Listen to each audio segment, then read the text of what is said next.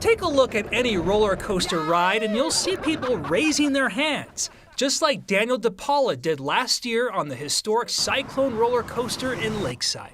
It's basically just a more thrilling experience. You feel the air in your hands, that type of thing. It's kind of like just a commonplace tradition to do it. But around a turn, Daniel says something got out of hand.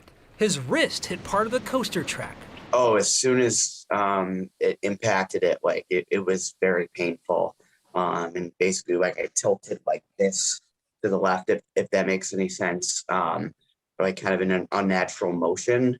Daniel claims his wrist was fractured, and now he's suing Lakeside for failing to provide proper restraints. He wants the park to pay up. I'm just looking to be able to afford my medical bills that I went through because they were quite hefty. In a court-filed response to his lawsuit, Lakeside lawyers wrote something amusing.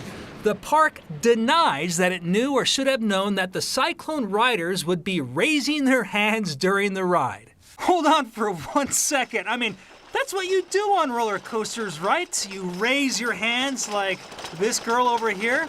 Here's Daniel's attorney.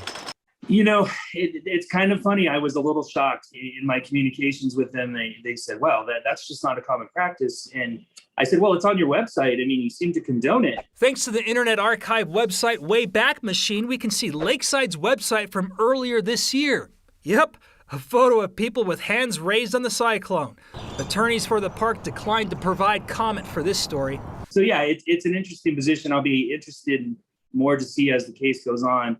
It's a legal case involving an 82-year-old roller coaster and a question over tradition. I don't want the park to take down the ride. It's like a pretty historic ride from my knowledge. And I just want it to be safe for other people riding it. Jeremy Hohola, 9 News. In their court filing, attorneys for the park did not make any references to signs or disclaimers at the park about keeping hands inside the roller coaster.